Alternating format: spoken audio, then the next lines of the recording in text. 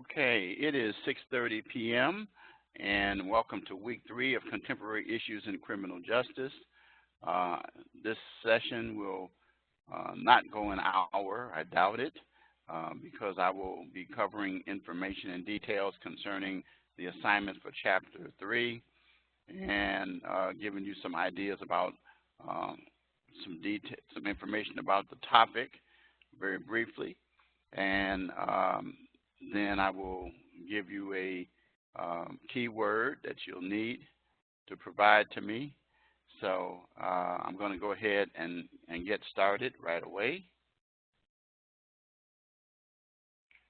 First thing I want to say is that there is an announcement that is posted that says WebEx recorded lectures will be unavailable Friday, July 20th through Sunday, July 22nd.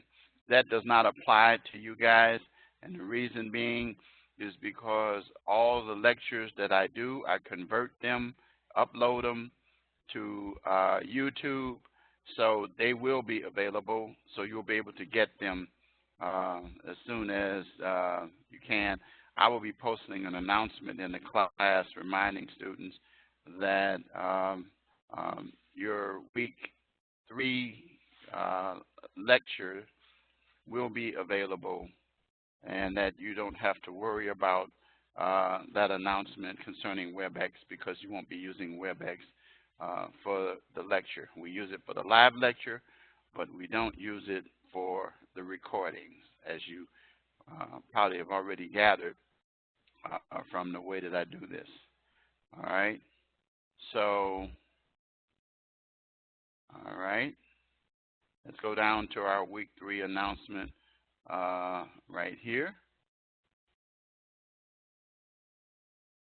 Okay, our week 3 announcement says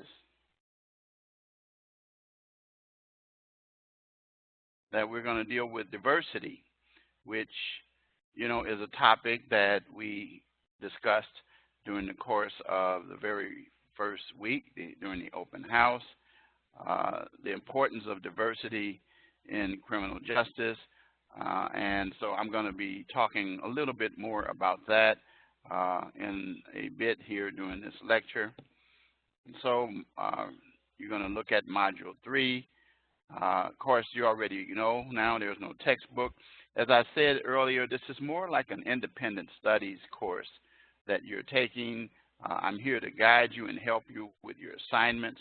I'm here to help you if you get stuck concerning an issue, and provide the details and information that you need so that you will be successful, because most of you are on your way out to start working in your field. Some of you are going for your bachelor's. Some of you are completing your bachelor's. So at any rate, the class that we're in right now is a survey pretty much of the things that you've learned in the criminal justice program. So you should be aware of the fact about our live lecture. You know what the link is. All right. Also, you're going to participate in a discussion assignment. Note the deadlines. We'll be talking about what the discussion assignment is in just a few minutes. Finally, your written assignment. You notice your initial post was due Tuesday night. Your reply post due Saturday, 11:59 p.m. Central Standard Time. Then your written assignment, local ethics. Some of you have already turned that in, I've noticed, and it's due this Sunday, 11:59 p.m. Central Standard Time, as is the keyword or phrase that's necessary to get your 5 points for this lecture if you're not able to be at the live lecture. And then adversity is a springboard to success. You know what that's all about. I do encourage you to continue to start strong, which you've done already, and continue to finish strong. Okay, because we got 8 more weeks to go after this, Just a few more lectures to go after this. All right, so let's go ahead and let's get right to a reminder. Your week 3 assignment, local ethics.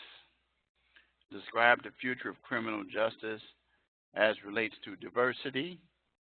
So this is an all diversity module.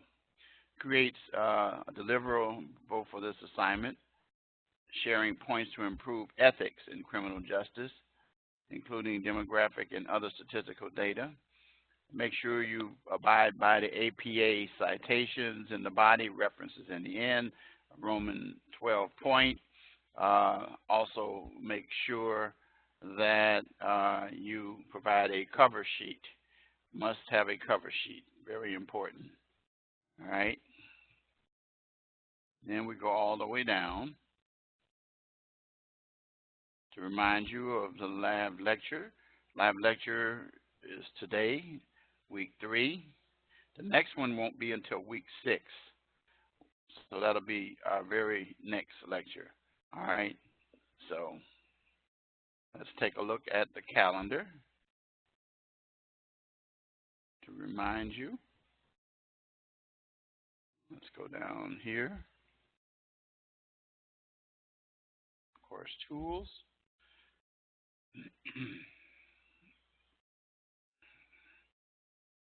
Course calendar. All right. I've got some extra stuff in there because I got J115 checked too. So let's eliminate that.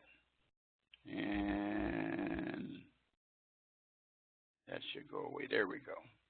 So now you see the assignments that are due here in this class.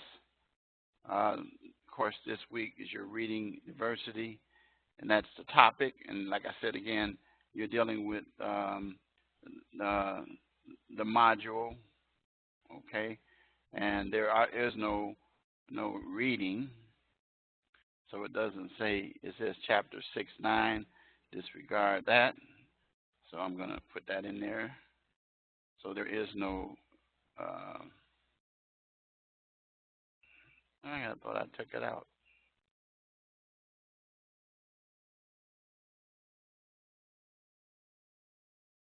Okay.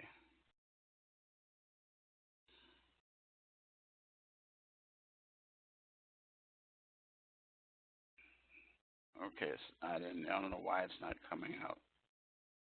But anyway, disregard that note. Your initial post, working with diverse and coworkers and clients. Our live lecture is taking place right now. Your reply posts, and then your initial post. Remember, when you complete your your written assignment, a minimum of 1 to 2 pages, not including the reference page and cover sheet. Make sure you see the rubric for the grading requirements, and make sure that you run your papers through Grammarly, particularly when it's a 1 to 2 page requirement, because it's very easy for you to put too much information from your research in your paper and not have enough critical thinking to offset it. So make sure that you run it through and check the plagiarism box. Remind you that you do have a Grammarly account. It's part of your tuition. It's something that you use, run your papers through to make sure that you're balancing off the detailed information from your research with your thoughts and operating using critical thinking. At the juncture that you are now, you know how critical thinking operates, and it's very important, as it is one of our big transferable skills, one of our most important ones as well. So then next week, then you'll have assignments. And then the following week, you will then have assignments. So it'll be 2 weeks that you'll have assignments that you need to do. And then make sure that we see you. The next lecture will be the 8th of August. and that's on a Wednesday as well. Okay. So now let's go straight to the module. Well, let's close out the calendar here.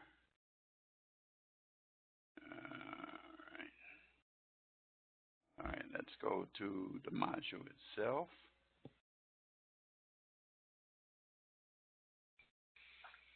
And the topic is, as I said, this is an all diversity session. Again, just repeating to you the assignments, telling you what to do. Make sure you do it in the drop-down box. You know how to do that. And make sure you satisfy all the requirements of the rubric. In your discussion, working with diverse coworkers and clients.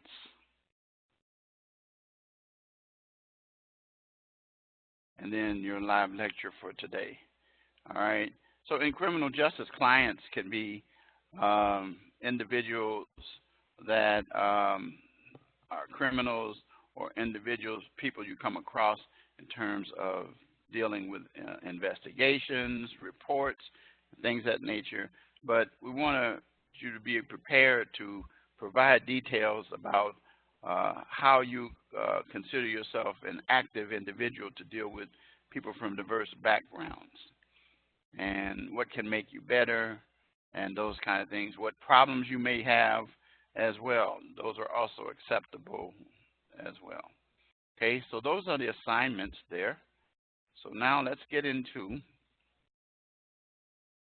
the lesson content itself. Okay, again, we're going to discuss the importance of diversity, the relationship between ethics and diversity, and identify the current state of diversity with criminal law professionals. Okay, so now let's start talking about point number one. Point number one, diversity is important in criminal justice. And the reason being is because as a criminal justice professional, regardless of whether you're in law enforcement, corrections, or what area you work in, whether it's in forensics, the scientific aspects of it, but whatever area you work in criminal justice, you're going to deal with people from all walks of life, different cultures, different religious beliefs, different sexual preferences, people who look different from you, but they all have one thing in common with you. They all have red blood. Now, I'm told that the blood is really blue, but by the time it hits the oxygen, it turns red. So therefore, I operate on the basis of dealing with red-blooded people. There are red-blooded people all over the world. So far, I haven't been able to know about or learn about anyone who doesn't have red blood. And so the point of the matter is that all of those individuals should be respected from whatever walk of life they are in. Also, you have to also recognize and deal with the circumstances that you have people that speak a language that you don't understand. You're not going to be able to speak in every single language, though I highly recommend that people learn to speak Spanish, because it has been demonstrated statistically in the last, I'd say, 10 years that the fastest growing population in the United States is Hispanic. That is actually in the process of changing slowly, but the bottom line is that you're likely to run into a Hispanic person in any urban areas, of course, and now in the suburban areas as well. So the key thing is for you to recognize that we are a country that is made up of immigrants. We're made up of people from all over the world that come here for an opportunity to be able to live the American dream. And again, you may run across someone of a different culture. Now, it is so important. For example, I have been able to discover and have seen some things that sadden me throughout the last, I say, few months or so, of individuals who were disrespected or mistreated because of the color of their skin or because of the country they came from. I refer to situations where individuals, and this has been presented on the news, national news, that there have been individuals who have been targeted by at swimming pools, at forest preserves, other public places, and have been told that they are not to come into a place. In other words, it's presumed that if a person lives in a certain place and they're Caucasian, that if there's an African American present or a Hispanic present, that they don't live there, and that they require ID and other things that nature in a discriminatory fashion. Unfortunately, I've seen some of the officers stand idly by and watch while those individuals vent. There was one that went, I think, really, really heavy viral on Facebook at the airport of a person who interfered in a man and his mother speaking in Spanish. I believe they were Puerto Rican, and he was Caucasian, and he stepped in and said, "This is America, you should speak the official language." Well, guess what, people? We don't have an official language in this country because of the fact that individuals are from diverse backgrounds. It's supposed to be the land of the free and the home of the brave, and you're supposed to be able to express yourself in communication. Just because I don't understand what you're saying, I shouldn't take offense to it, because that's your culture, that's how you communicate. I strongly have recommended in the past that there are individuals who have come from other countries not to do away with the language that they had from their native country, because that is part of their culture. As an African American, I'm especially guarding of that type of thing, because you know the history of how African Americans were brought to this country. But the point of the matter is that the key issue is that in the field of criminal justice, law enforcement officers need to support the rights of people to communicate in their own. And if an individual is wearing a T-shirt, as this one woman was wearing a T-shirt in the forest preserve, and just wearing her T-shirt, and it's Puerto Rican pride, and saying that, you know, you ought to go back to where you came from, you're not American. Well, that person didn't understand the relationship between Puerto Rico, or Puerto Rico is stated, and the United States. But nevertheless, the point of the matter is that individual should not have been harassed because of that. I remember coming up in my era as a teenager in the 60s, we had Black Power, and that was a common phrase that we wore on T-shirts. And there were people who would label you because you wore a Black Power T-shirt as a radical, someone who was looking to not operate as an American. Instead, you were expressing Black pride. And so the bottom line is that there are people in the country who recognize African American history, finally. And then there are people who, for years and years and years, everybody knows March 17th, what that date is. That is St. Patrick's Day and Irish. And a lot of people from different ethnic groups get in and join in and support that. So why can't others support Puerto Ricans when there's celebration, or Mexicans? Cinco de Mayo, not just as a commercial thing, but as understanding what that really is culturally to the Mexican people. What about the same thing with Black history?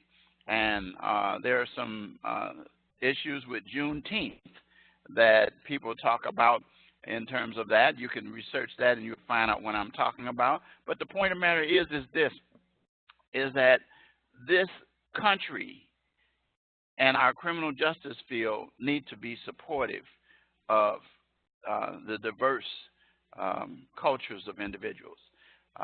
There is a strong relationship between ethics and diversity because of the statistical data. I've kind of talked about that.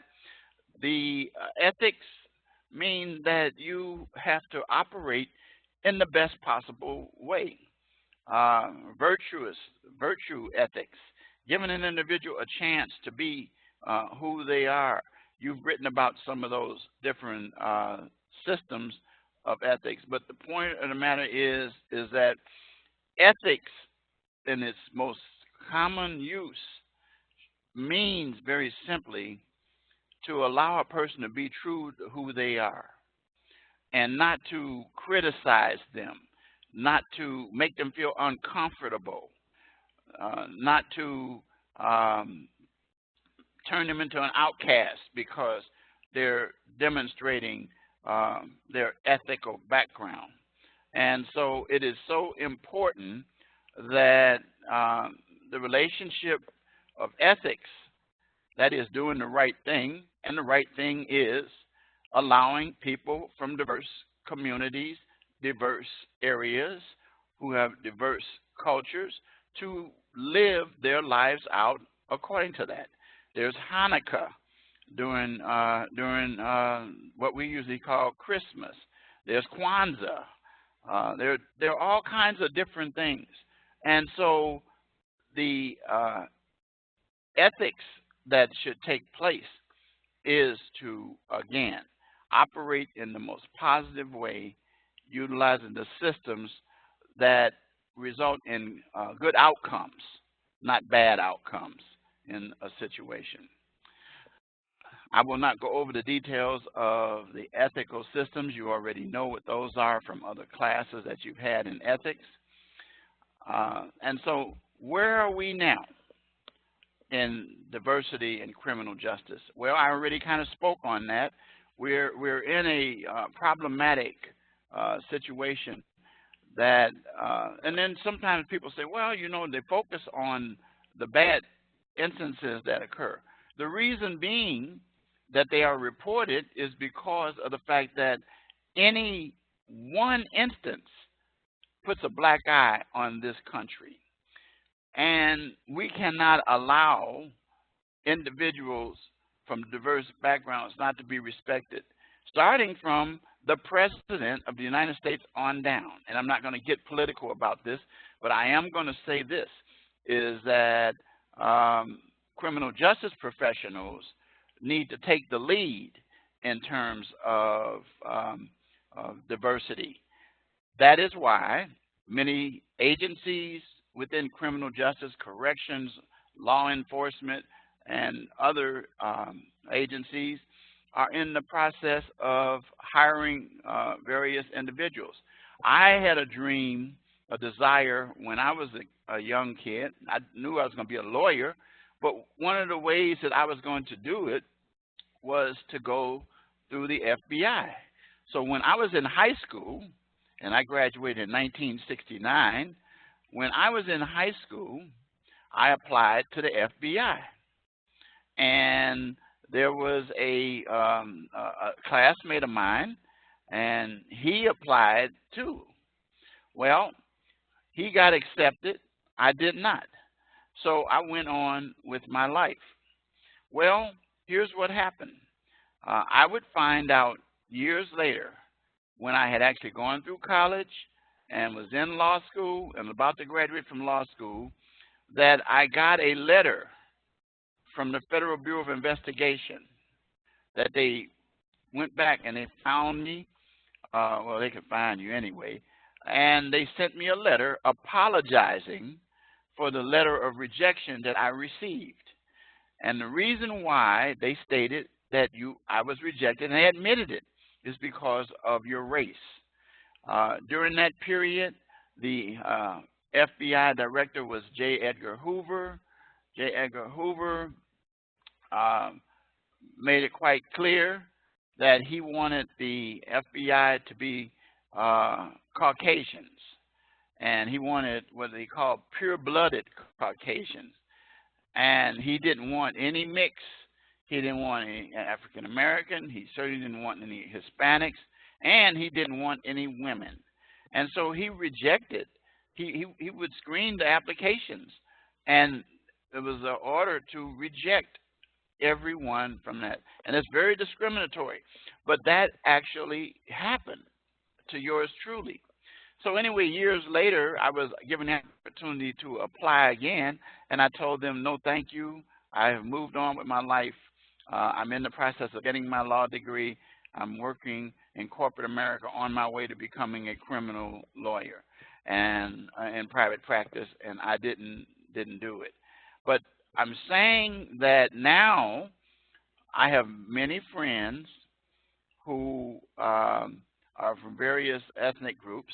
Young man who grew up with me, African American, he ended up going into the Navy, and then in the 70s, and he ended up serving in the Navy many years, and then he was young enough to still qualify after his number of years in, and he got a job with the FBI, and he ended up becoming an agent, and he is now retired from that area as well.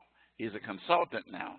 But the point of the matter is that I had a couple of individuals who graduated with me who were FBI agents, a couple of guys, and these are all African Americans and Hispanics. So that changed. And so now you and I both know that the FBI looks multicultural, and you have individuals from various backgrounds now. So that is changing.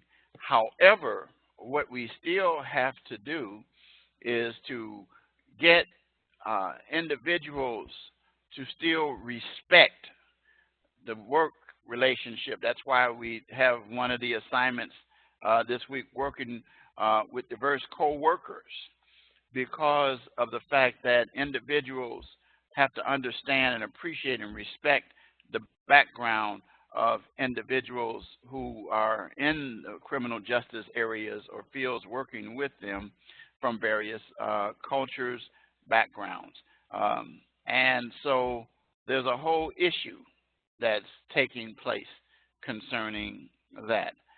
So the law on its books says individuals should not be discriminated on the basis of race, religion, sex, or national origin, and sexual preference is now included.